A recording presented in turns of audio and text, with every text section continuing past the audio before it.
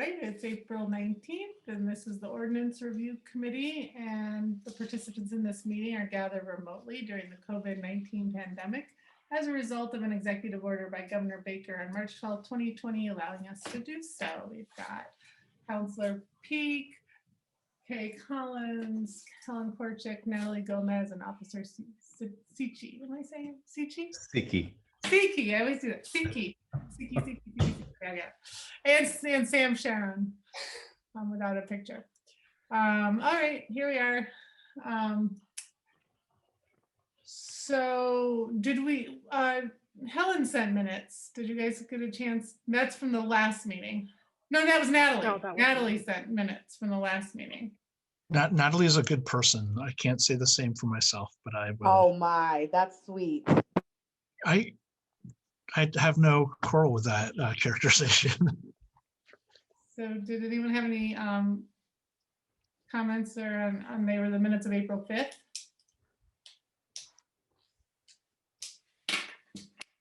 Okay. I'd make a motion to accept the minutes. Okay, anyone second? I second that. Okay, all in favor. Sam? Hi. Aye. Hi. Tom? Aye. Okay. Helen? Okay. Aye. Okay, so move the minutes are approved, accepted from April 5th. Who wants to take minutes this evening? Might be all the way back around to Tom. All right, I'll do it. Okay. Great. And if there was, first, is there any new information we have from our last meetings in terms of the ordinances? I got a couple emails, so I can share those with you. One I got from Barb. I just had it open. Here it is. She said she noticed in our minutes, and she has one comment, the minutes say to delete chapter 2, section 2.1, offices may close on Saturdays. This section should remain, but could be amended. See below. So she's saying, let me share my screen. Share screen. Okay. Yep. There you go. She said that recently this came up on our clerk listserv, and more than actually dealing with offices being open, Mass General Law can also affect filing deadlines. Acceptance of this chapter section, which Easthampton did many years ago, allows filing deadlines to extend to the next business day. Here's an example of a town meeting vote, which might be a good amendment to clarify that it doesn't only mean not working on Saturdays. So let's see. Here comes Omar. What's else? Are you able to see Natalie on the screen? Yes, I can see everything. Okay, Yep, we're good. Okay, good. So let's see, man. Who's the name? I see. So it's really more about the act of performance. Mhm. So this might be just maybe good to attach to change ours similarly. I'll forward this to everybody. And whoever's to Tom, you're doing the notes, and then this might be reflected in our report.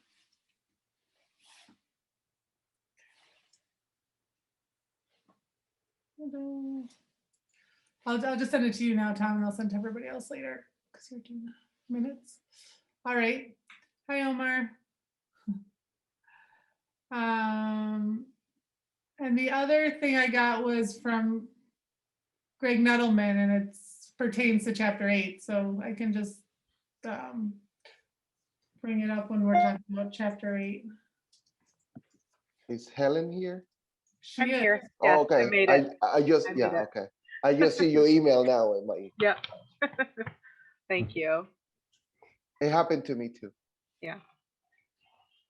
Oh, getting into the meeting, the wrong link. Yeah. Yes. All right. And it also still said 6 o'clock, which we acknowledged. I noticed that too. But I have an email documentation on Wednesday of the meeting changed. So, and I got word from Peg to go ahead. So, Okay, so chapter 8, you guys want to dive in? Yeah. This is a fun read. A lot of stuff happened in 1945, I think, in the city. That a lot of people blocking sidewalks and such. Firing After asked them to move. I'm getting the sense that they did like a whole new ordinance. Like this, like a lot of this was just written like a whole new city ordinance in 1945, because there's so many dates, Mhm. 1945 dates. Like I wonder if they did like an overhaul and this is everything they came up with. Maybe in 1944 they were like, everything is crazy. We got to get a handle on all this stuff. That 1944 was their 2020. I Right. think 1944 was probably a fun year in Easthampton. Right. Lots of blocking sidewalks. This first one, section 8.1a, is the longest run-on sentence. I kept losing myself in the sentence as I was reading it. Did you guys notice that? It was just like going on and on and on, but I think I got the gist of it. Hmm. Just don't throw anything on people's property. Right. Playbill. Or a public place.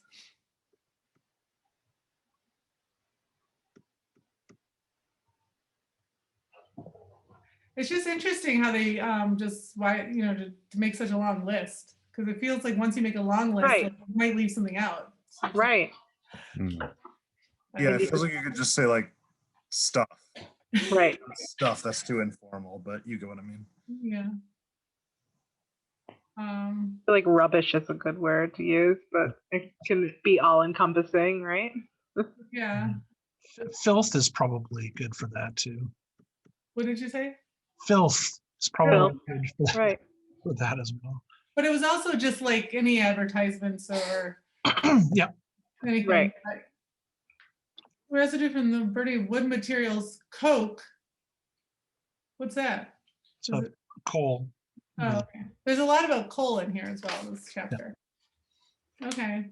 Any comments on, does anyone want to? I can share chapter 8 on the screen. The first one that Greg Nettleman commented on was section 8.5. He said there's a reference to a watchman, and to his knowledge, the city does not employ any watchmen. So this could probably be striked, as police officers mentioned right before, and should be sufficient. That's fair.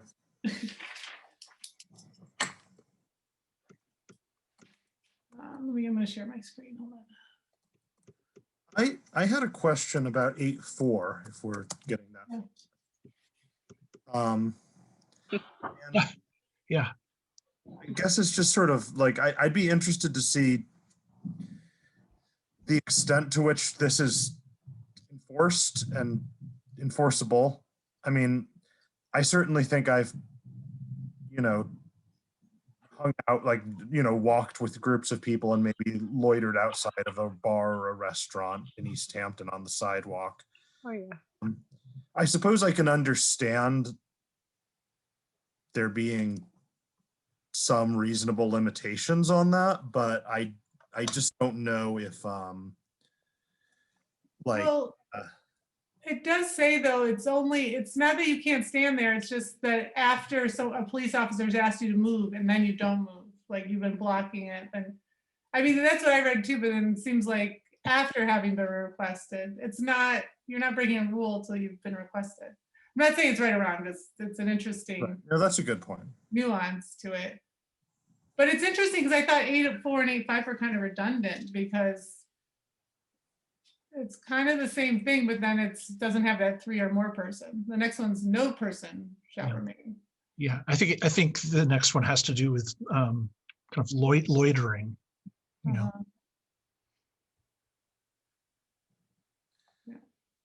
I mean, I guess in general, I'm not saying that it's a good or a bad policy. I'm just kind of interested like how it actually is enforced. What sort of events prompt this to get enforced, and how. And I just I mean, I don't have like a really specific point here. That it just kind of seemed interesting. I've never seen something like that. Yeah. I agree. My note was bizarre. Seems very specific to like some one thing that happened or something. Officer, do you, what is the situation as far as enforcement of 8.4 and 8.5 goes? It would depend on the situation. If there's no harm being caused and two people are talking on the sidewalk, blocking the sidewalk, or whatever the reason, there's no reason to enforce it. But if there's something going on, like Cottage Street, for example, is very narrow sidewalks and the street's very narrow. So if something's happening, two people are bickering, maybe pushing each other, or something's going on where other people have to walk around them into the street, cars going by, that's something we'd enforce on a traffic safety level and a disturbance type level.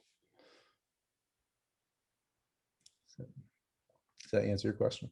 Yeah, in the case where it's just a single person, I think in 8.5, what does that look like as far as enforcement goes? Well, anybody can walk and stand wherever they like. Yeah. There's no if there's nothing happening wrong, then there's no enforcement that would be imposed. Trying to think of an example of someone just standing there. Public place. The gentleman with the sign in town with a sign. Okay, Now well, he's technically in the rotary, so it's not really in the way. But imagine him in front of Belly of the Beast with a giant sign, and technically he's by himself, but he is. Oh, okay, well, that's a good example. Well, if he's holding up the sign and again, he's causing people to have to go out into the road, into traffic to walk around him, then the enforcement would be probably to ask him not to do that, to turn your sign sideways, or when people are coming, lift it up high enough for people can walk by, or just take a simple measure to not obstruct people's path so they don't get hurt. yeah.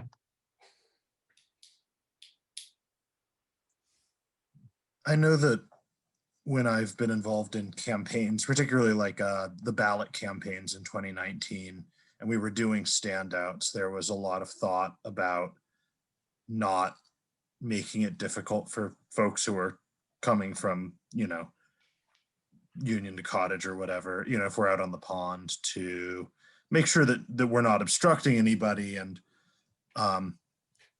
I guess this is the section that we could have been avoiding, although I think we would have just done it out of general decency and good optics. But I think that's okay. I get this better now, what this is actually referring to. Yeah. I mean, I feel like, and I'm sure everybody feels like this, but a lot of this is common. It feels like common sense. Yeah. But unfortunately, with ordinances, even if it is common sense, we need to have it available so people can read it and know that these rules are in place for that reason. Right. So We can't have just a And blanket. yes, and not use it for discriminatory reason. And I'm going to give you a sample.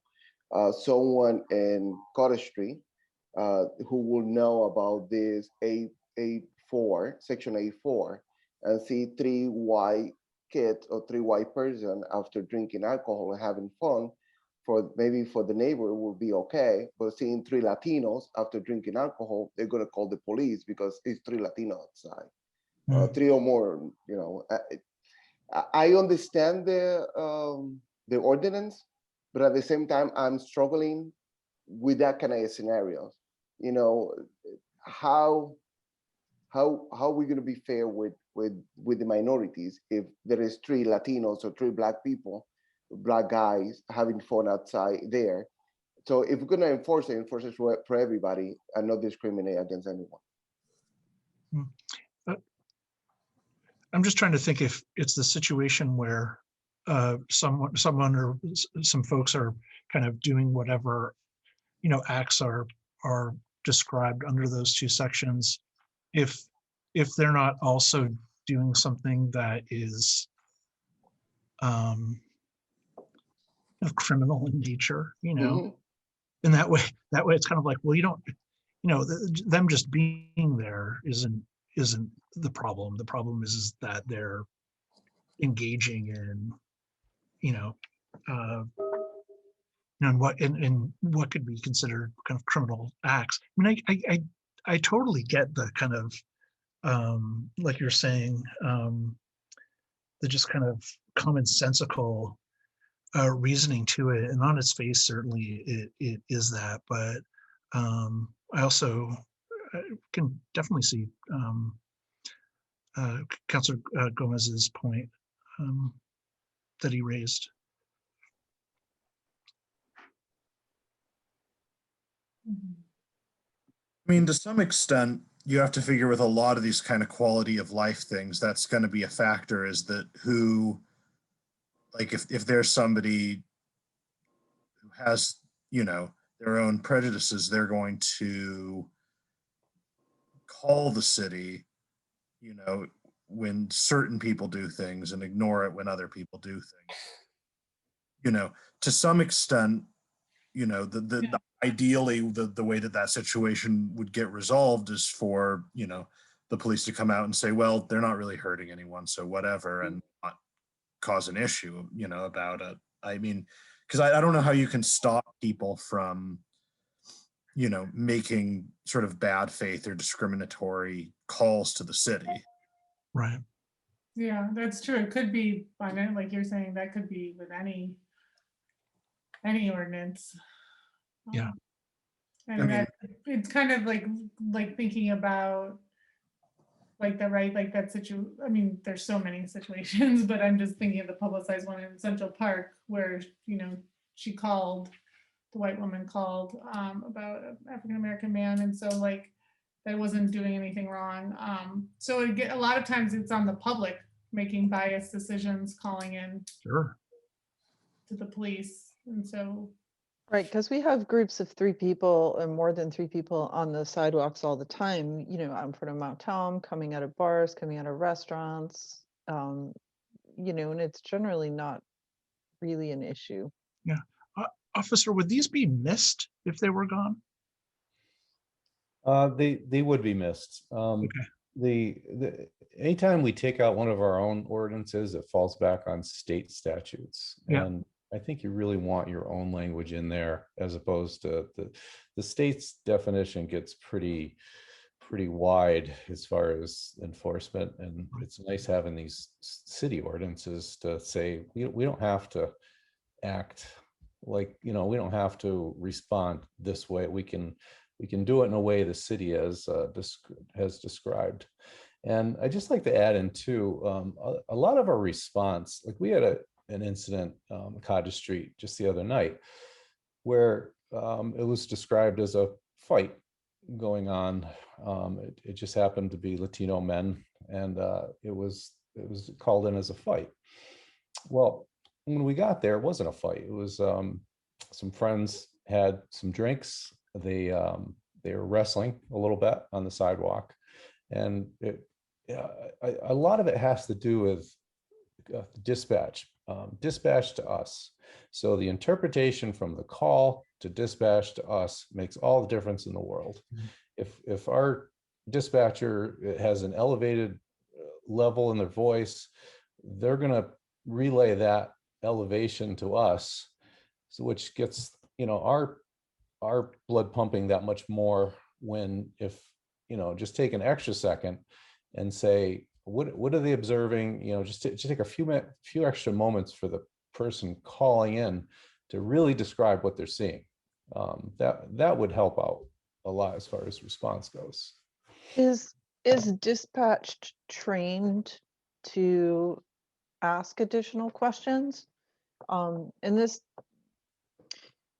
knowing the demographic of Easthampton and the instances everywhere that we've seen of white people, predominantly white people, calling the police for innocuous things. Has there been any additional, I'm going to say anti-bias training, or any additional heightened awareness training for dispatch to ask extra questions of callers if the callers are describing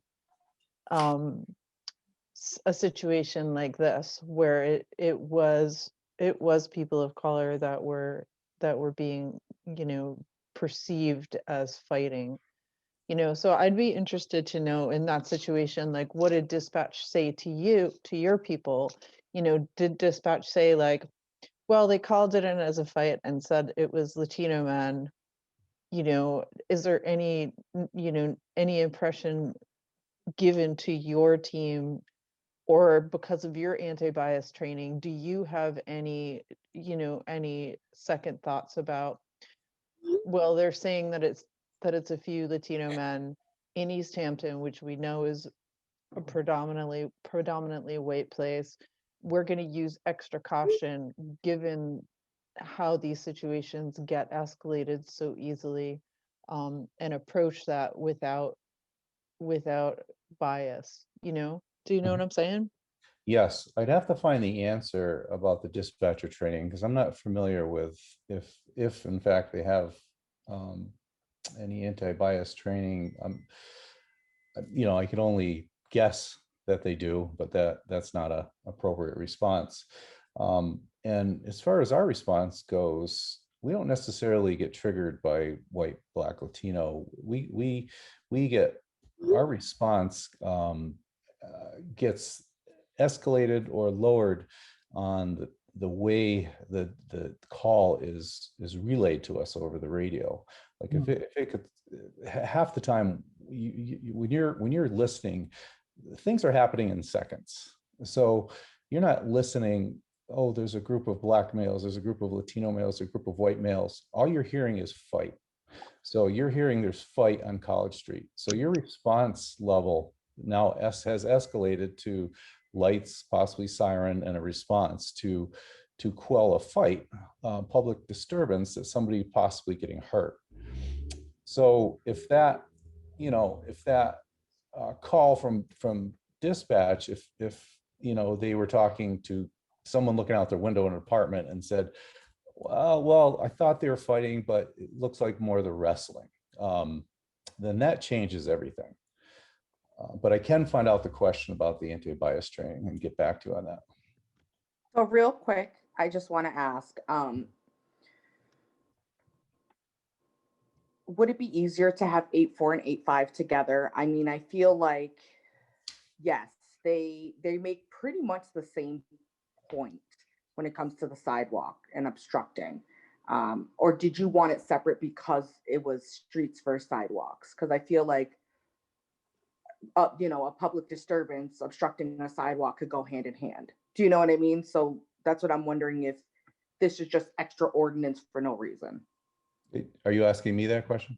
I'm asking you, sorry. Yes, that I look, reading the two, they could certainly be combined. I mean, there's not a lot of substance to either one of them. They're pretty short, but I don't see any reason. I'm not, at least I'm not thinking of any reason why they couldn't be combined. Okay. Actually, it kind of makes sense to combine them, Right. because they're telling the same thing. You're in the street or in the sidewalk. Right. Why not just make one paragraph that makes sense? It's like any public place, you can't, if you're asked to not obstruct, you should not obstruct. Which is the gist of it. And so the impression that I've gotten through a few of these conversations in talks of, you know, if we have our own ordinances, it gives you all a little bit more leeway to like enforce an ordinance rather than arrest people, because if we were doing it based on if you all were doing it based on the state ordinance,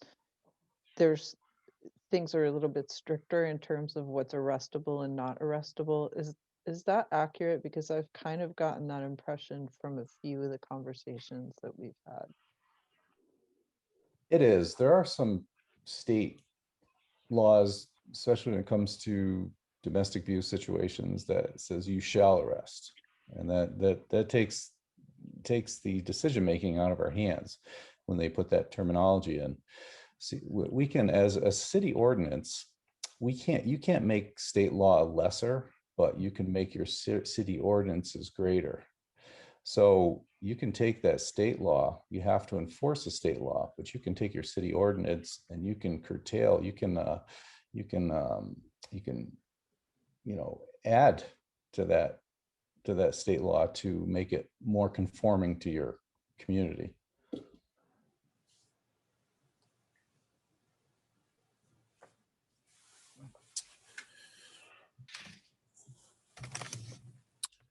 Also, Kay, we keep the fees in our own city, right? Yep. Okay. Yeah, I remember that from Yeah. last time. Okay, so for these two, does it make sense to just maybe suggest that they combine them Yeah, and maybe move to the throwing things? instead of throwing missiles and, Can I say one more thing? yeah. 8.4 and 8.5, 8.4 does refer to 3 or more persons, and 8.5 does refer to no person.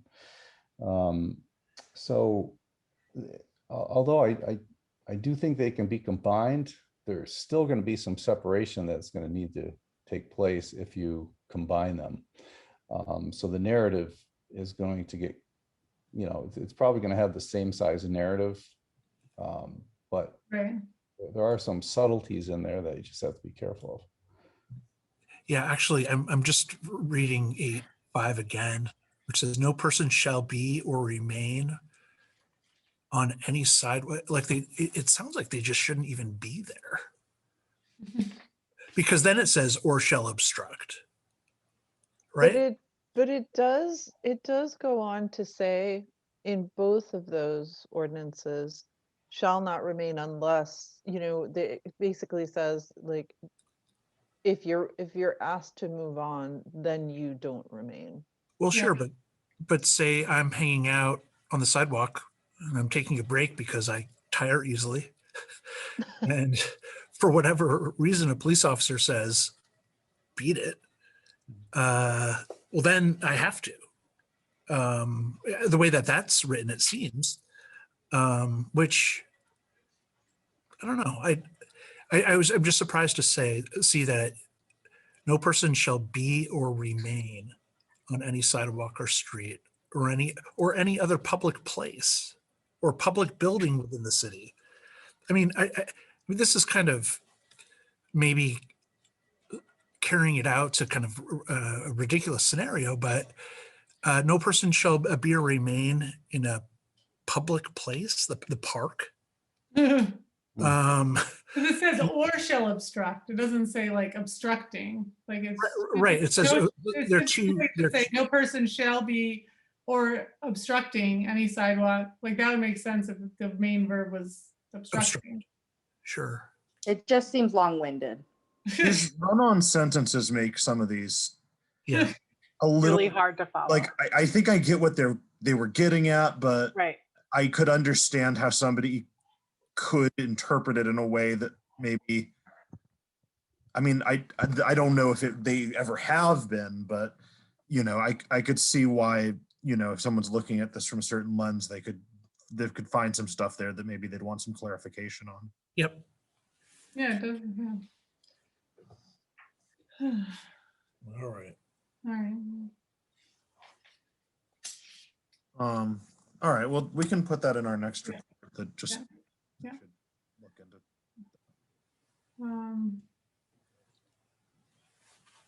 Which anything else with 8.6 and 8.7 that you have comments about?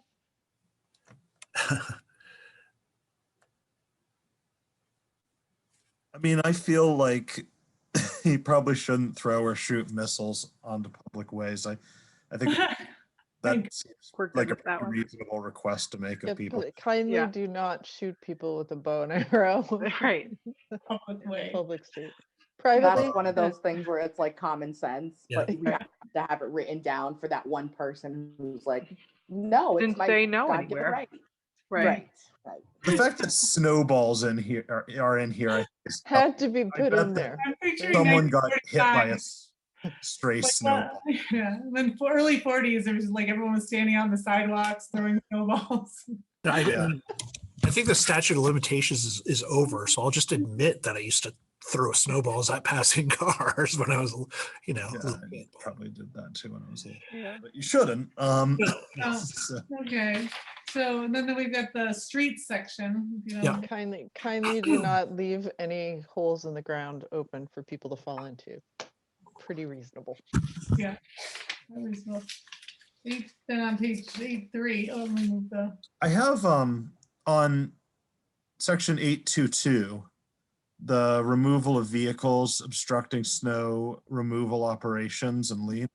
I was just curious, like, because it says in section B, any person upon whose property, so the idea is that they can remove, if there's a vehicle that's obstructing property, they can remove the vehicle to some convenient place, including a public garage.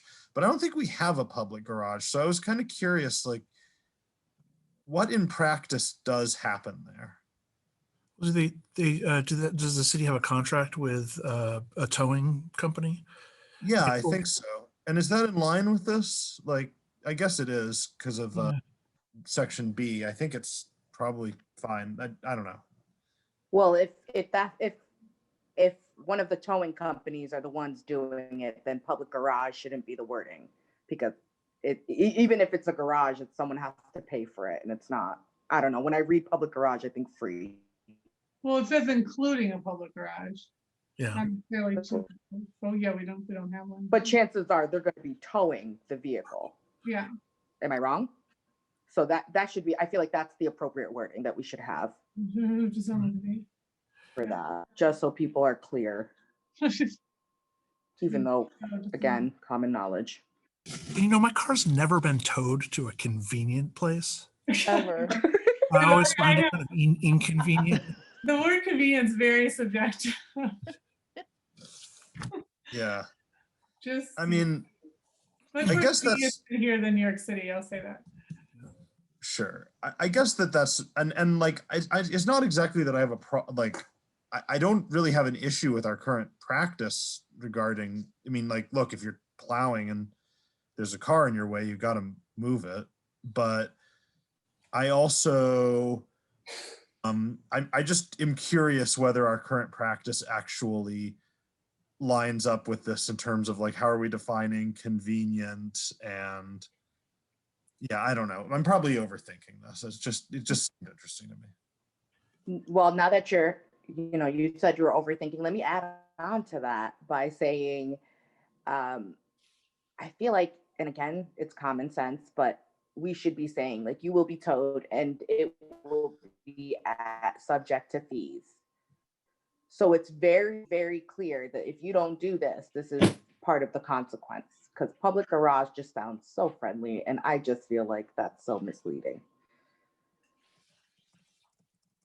Could just say be removed Am I alone to on the this? nearest. I just want to know. Well, the second section does say you're gonna pay for it, but it's not very. It says in a lot of words that are not clear. Right, and it also mentions a lien, which no one's going to take a lien on your car. You're just going to have to pay to get it out. Sure. Right. And so, like, Yeah, it could be like this. Just should be. I think this is one of those places. Like, can this be updated to just be like present day language that you don't have to like interpret? This shouldn't be like something that you need to interpret. Right. Like, you don't move your car, it's gonna get towed, and you're gonna have to pay. Exactly. And it's not going to be convenient for you where it gets dropped off. It's going to be convenient for whoever's towing it away. Especially because you're not gonna have a car to go get it. Right, right. It will be inconvenient. Hopefully you have an Uber app or a friend. Okay. There were no Ubers or Lyfts in 1945, so Right. that was, There were just horses per section 821 whose Yeah. feet could be injured by crockery. Exactly. So I initially that's kind of was just like, what's crock on me? Like crock pot, like that. Yeah. I mean, as There were far no crock pots either. as far as consolidating things go, I mean, there seems to be a lot of attention paid to throwing things into the street. You know, have we read 3? I guess they're different. Throwing a missile is different from. Oh yeah, for coasting and playing games in streets. What is coasting? I have no idea. Yeah, that was funny too. Yeah, coasting was really. And I looked up this one, Quoits. I didn't know about that. That's that game I showed Helen. It's a game with you throw the rings over a pole. Yeah, I didn't know that. Yeah. I didn't know, but it's not really. It's interesting that it was enough in the public sphere then that they would put it in the ordinance. Right. Because there's So probably can we update this Yeah, just like without tell me, removing like, the ordinance? just update it to like. And it Can says someone play tell game. me what Coits is? It's the game that would like stick That's the and you pole in the throw ring? like rope rings over the stick. Wow. Don't play it in the street, Natalie. No.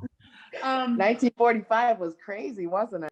Yeah, and then it says a game of ball, any game of ball, football. It's like, doesn't football fall under any game of ball? I don't know. Yeah. Yeah. Also, Yeah, also that's weird. we're throwing things and doing bows and arrows again. Or the missiles, right? Those are things. I can't believe they didn't update it in the 70s for those dangerous lawn darts we had as children. Yeah. So just more like, I mean, I don't know how this is gonna work. I mean, there's definitely more like a priority of things that need to be updated. A lot of these are just old. So it'll be interesting to, I don't know if you have a sense, Tom, how it's gonna flow through ordinance, because you guys could be busy for years. Well, for what it's worth, it doesn't have to flow through ordinance, you know. Okay, it could go to the different You can pick departments. some of these up if they Yeah. wanted. Oh. But I think it does kind of depend on, you know, like out of even the things that we're talking about so far, there's the things that I could see like introducing to ordinance's agenda kind of soon. And there's the things that's like, well, you know, I guess I could like this 823, like, I think it does need an update, but I also think it probably serves like as it stands right now, I don't think it's causing any sort of like grave injustices to have it as it is. So Right. it's probably like lower on that priority, but yeah, like if there was a slow month, like totally, it probably should get updated. It, Yeah. you know, it isn't like, I don't know. It's weird. It actually, the more I look at it, the more I don't want to go off like on a total tangent, but just the timing. I've read things recently about how like there was this big push after the like the mass production of the automobile.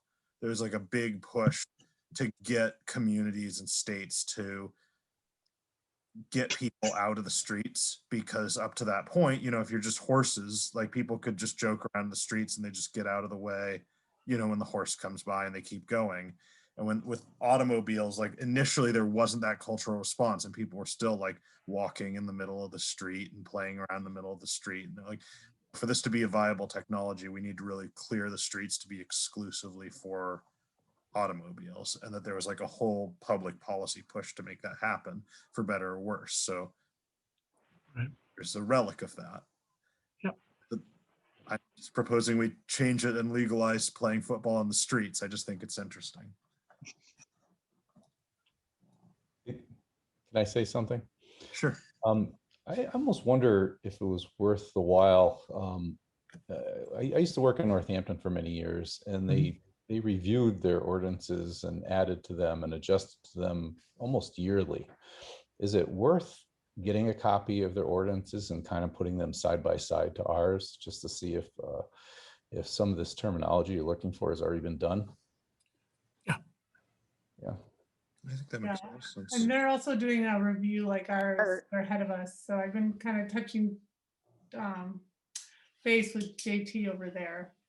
But yeah, but in terms of like you're saying, like there's no reason to invent the wheel. Like if they already updated the language for shizzle. I have a thing on in the sidewalks section. It's pretty minor, but Back here? yeah. Okay. It's on 834. Okay. I mean, again, this is maybe I'm overthinking it, but like obviously, like if you have like a motorized Wheelchair. No. scooter. I think that should actually, the motorized scooters and wheelchairs, maybe they didn't have those in the 40s, and I think we should update it to include people. This is, I think, that is kind of a critical change. Absolutely. I mean, I don't think Agreed. that I don't believe that there's any like No, nobody would. person, police officer or otherwise in Easthampton that would like fine somebody for using their wheelchair. And if they did, they'd probably run afoul of all sorts of state and federal precedes this ordinance. But it still seems like it would only take a second to just make it clear that this does not apply to. Yeah, So aids to accessibility. Yeah. Yeah. aids I for wonder, and I might be just making this up, but if I can't remember what the definition of a motor propelled vehicle, if there's a definition of that somewhere, and whether it specifically excludes, motorized wheelchair, scooter. You know what? That's a great point. It might, It might. because it's not really a vehicle. Something kind of different. You don't ride a vehicle into a restaurant. Right. Well, and the cool thing about the law on these things is that you can just say it's not. Yeah. Um, Which they may have already done. And yeah. I should really check in with the folks on last term's ordinance committee. So councilors Conniff, Zaret, and Derby, because they had a big conversation about certain types of vehicles on the bike lanes, which I imagine has equipped them to have a really good understanding of this stuff. So they might just know the answer to that. And it could be that that's just not a vehicle and we can just stop that there. It just came to mind immediately, but now that you brought up that point, Sam. I mean, it may have been something that came up when we were talking about what was allowed on the bike path. Right. Yeah, Remember there was a what- definition that we looked up for that. Yeah.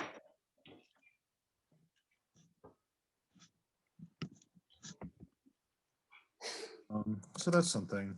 Yep. I can look into that. I can just look into whether those are vehicles, because if so, then there's no need to. Yeah. Be. okay. If not. Coal trunk bale. The definition that I found is a motor vehicle driven by petrol, oil, steam, or electric. Okay, so it may need to be updated then, because those are electric mobility. The mobility aids are electric.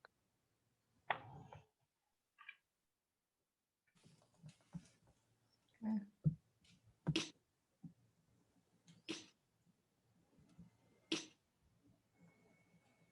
Right.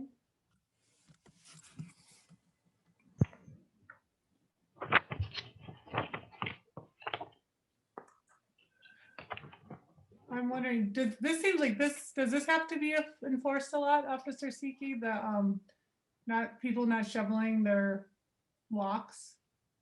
All the time. And I figured it is probably a popular one. Yeah. We get into situations where people become elderly and they cannot do it. I was gonna Properties ask about that.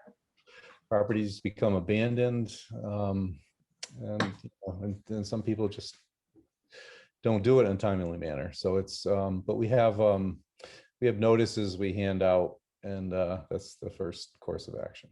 Is there any way, like if somebody has a disability or they're elderly, is there any way for them to get any kind of help that's not paid for help from this?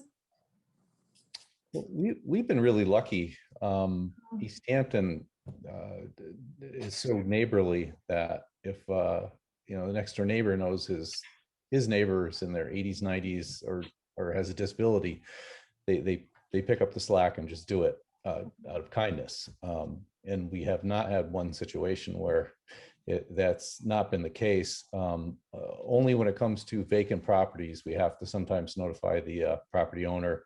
The city will do it on a short-term basis, or if there is a person with a disability, we can arrange for the city to do it on a temporary basis until we can get some long-term measure in place. Yeah, that's what would be my only concern with this one is that, if someone is older and does, and has a disability, it'd be nice if there was something published, like where you can get help kind of like the bicycle helmet situation, like if it's someone I wonder if the Council on Aging has any like resources for something like that. who, yeah, So that's going to be a growing problem in the next Right. decade or two. We're an aging city, just populate demographically. uh-huh. I'd like to know if the Council on Aging has any resources, or if there's something we could put some. I mean, I know that there's like Easthampton Neighbors and other groups like that help out Right. with one or another. So I'm just curious, because obviously, like, that would suck. But at the same time, like, I have slipped and fallen and gotten, seriously hurt, but kind of bruised up because of, a particular parcel with a landlord that doesn't feel like that's something that they should have to pay to do. So Yeah, just I in terms can- of, go ahead, Helen. I was just going to say I can check in with someone from the Council on Aging. That would be helpful to see if there's any resource list, because if there are, we could have that as something that gets added to this, just even being in the ordinances. So Yeah, it seems like it would be great if the city had like an official thing to do if you needed help. And Right. this like rung a bell for me, because when Angelique was presenting to the council, I think she actually mentioned this ordinance. Yeah, it'd just be nice to have a formal proactive way the city helps people who need it. right. So you'll check in with the Council on Aging, Helen? Yeah, I can do that. Sure. I'll check in with Angelique to see, like, because she had mentioned it, and so it just like made me feel like they had conversations about it. So I'll check in with her.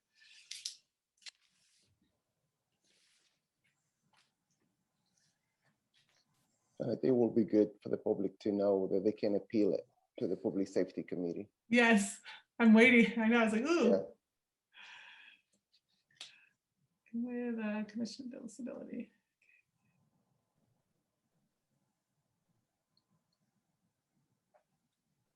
Via first class postage, prepaid mail. Okay.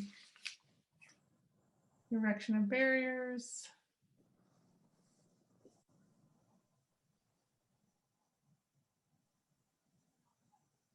I got a little confused because it said the provisions of this division, but up here it says this is enforced. What this one's enforced, it says here, by the police department. And then down here it says by the building inspector. That just seems like it seems like maybe is the erection of barriers related to the building inspector? Do you guys do that, Officer Siki? We will, yes, if there's a situation short term that we need to go out and make something safer, we will. But it ultimately does fall on the building inspector, especially when it's a property that's been abandoned and Okay. it needs a long-term solution. Okay. So they're more like the long term, and you're like, the police are like going in to say what's going on. Like if like if someone has a shovel, but then if it's like an ongoing, it's a vacant house, absent landlord. Correct.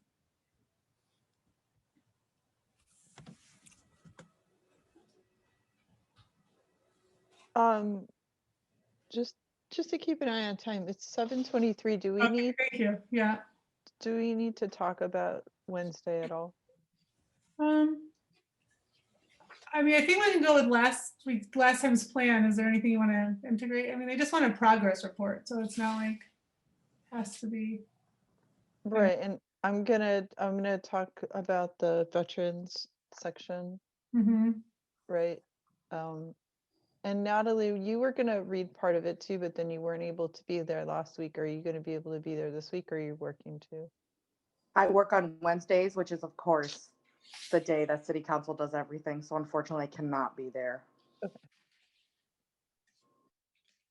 I miss it. I'm not gonna lie. We miss you. I think that I might have another commitment with a meeting at that day as well, so I might not be there, but I have to double check the times and see if I can make it. I will try and pop on though too, just to be present. For what it's worth, like, I don't think we're even going to be sending anything to committee. They just kind of want to hear from folks. So, like, you know, Be interested in what's going on. Yeah. Progress report. So I didn't have many more notes in the rest of this. The only thing, I don't know if you guys did, the only thing that, other thing that Greg Nettleman sent me was an 861. He said, you know, lighted lanterns is kind of dated. He suggested. There is a provision on signage as it relates to churches and other nonprofits that seems like it's probably not okay. can we talk for a moment about signs in general? Yeah. Because I don't know how much you guys follow these things in general, but there's been a lot of questions about sign ordinances and their constitutionality in general. And our friends on the other side of the mountain in Holyoke, their city council lost a legal battle with the ACLU about this a year or two ago, that basically found that their whole sign ordinance was unconstitutional. And I'm not saying that that's the case here, but I do think that it might be a good idea for us to request for the solicitor to review this whole thing for its constitutionality. Yeah, I think honestly, we should probably just get rid of 876 now. I mean, it says that that in regard to the issuance of such permits and the location and character of the matter displayed, the discretion of the Board of Public Works shall be final. I mean, that seems super problematic to me.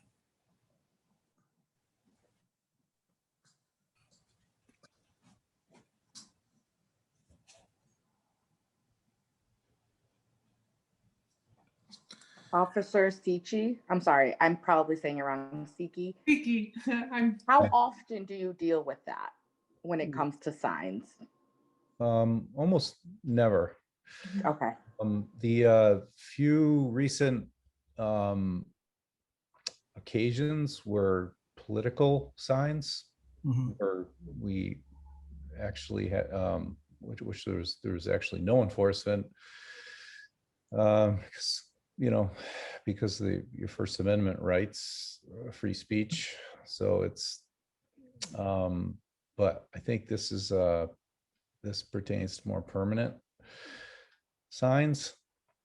Yeah, but we don't enforce that at all. yeah. I mean, it says that you know, churches, civic or charitable organizations, if they're displaying advertising displays or banners that are visible from any highway, public park, or reservation, they have to get a permit from the Board of Public Works, and the permit is good for 10 days and then renewable thereafter. It just seems like there's. Right, do we need to talk to the Board of Public Works about this? Because like, does the church that runs the Polka Festival take out a permit for that sign that they put on the edge of Mount Tom? Like, do they? is put a this permit? even?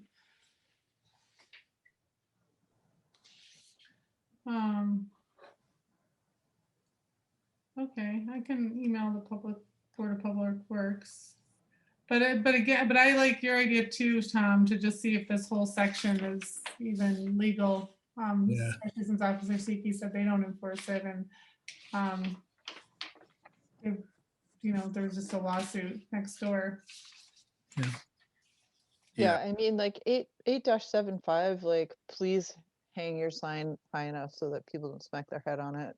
Another common sense ordinance. Right. What? Right.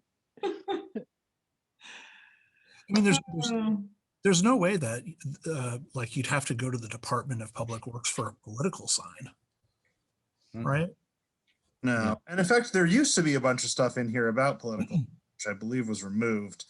Fun story. I was part of why that happened. Nice, Tom. Another day. But that was before becoming a city councilor. Anyway, yeah, I just think that, like, just given the context, it might be worth just taking once over to be like, is this all fine? And also to check with the Board of Public Works about, like, does this actually happen? Because it just all, that seems strange to me. To be honest, I really kind of skimmed this section because the second I saw signs, my big thing was like, well, before we even start talking about this, we should start, like, we should really look at what is even legal these days. Yeah.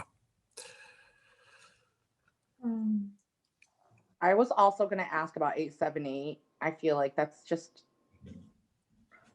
am I wrong to say, like, it's just unnecessary? We don't really even need that because we've pretty much discussed penalties and fees throughout.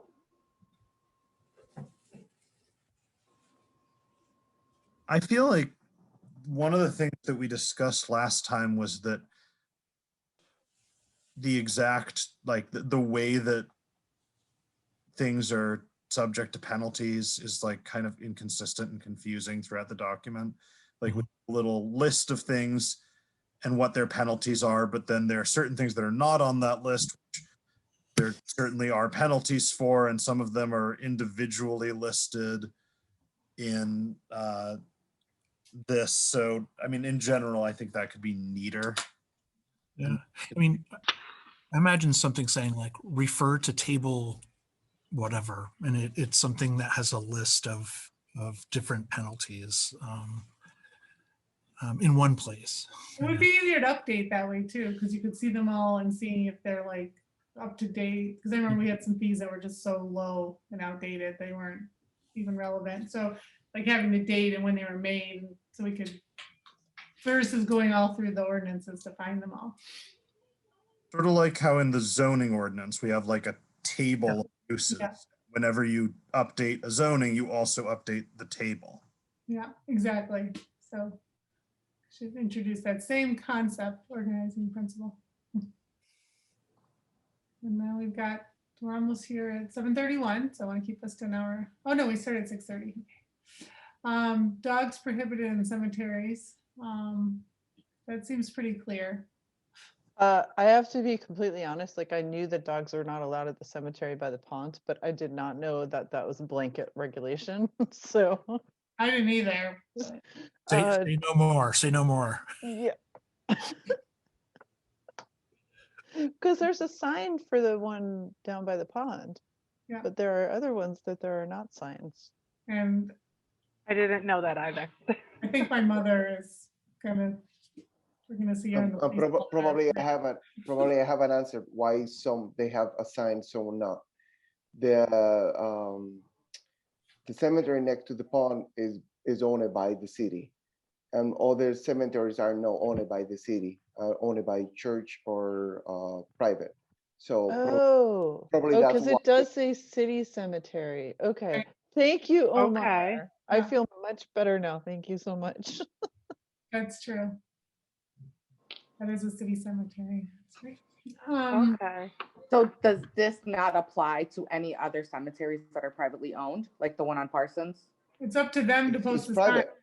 Yeah, they can decide. Oh, it's up to them to post the sign. Yeah, Yeah, if they want, or to make the rule, they don't want dogs there. Yeah, because it's a private property.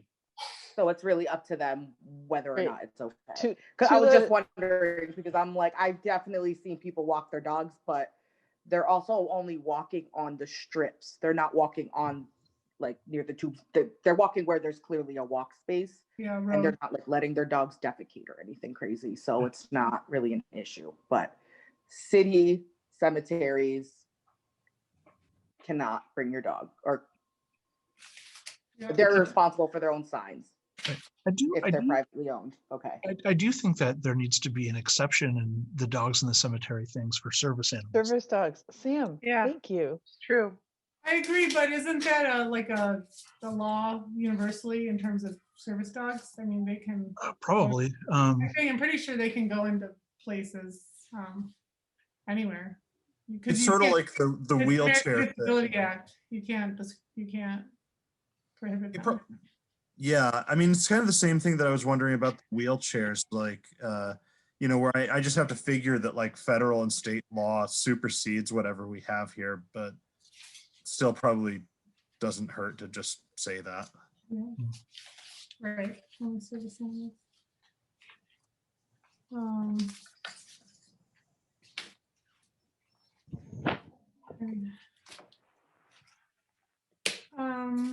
Yeah. Like we're at the end of chapter 8 here.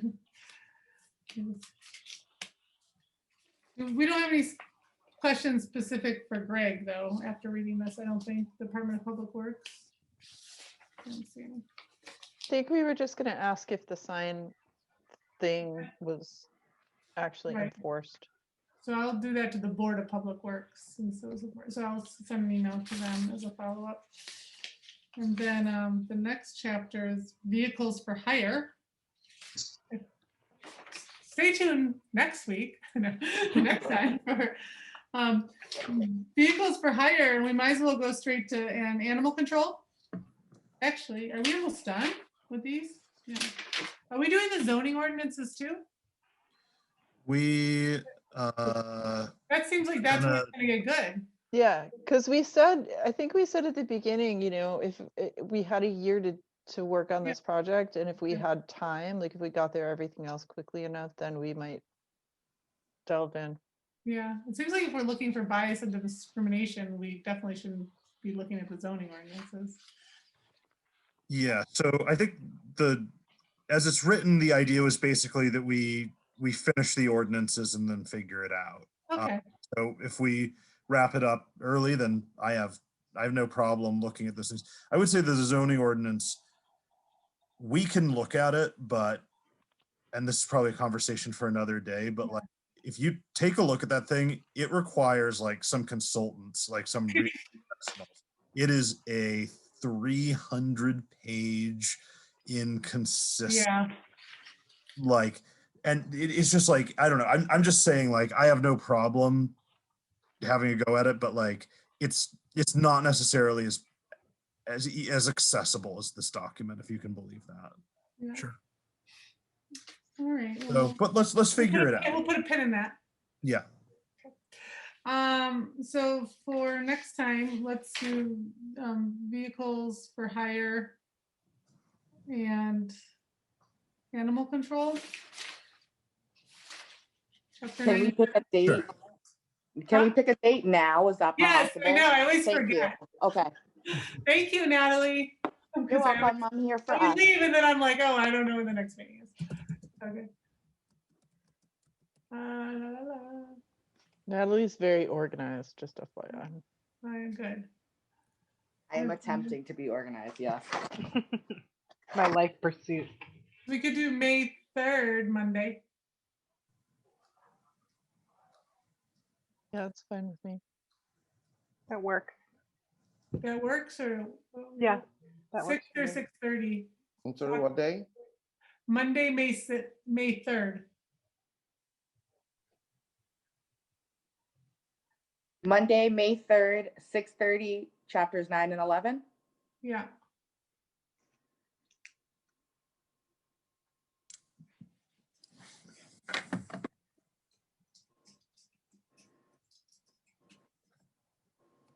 Okay.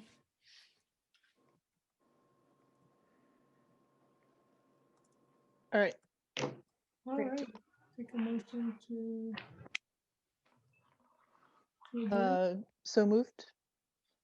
I didn't, oh, you made a motion? Okay, I made a motion did. to adjourn, great. Second, anyone have a second? Second. Second. Okay, good, Helen, thank you. Sam, Yes, yep. Tom? Aye. Okay, Yes. Helen? Yes. Natalie? Yes. Omar? Yes. And Mitch, you're along for the ride, so you're journeying with us. All right. Could I say one thing before we part ways? Sure. I won't be available for the 3rd. Do you guys want to just email me any questions, or do you want me to try to see if someone can take my call? I think we can just email you questions if you guys take a proactive read of it over at the station and then send us any notes that you noticed.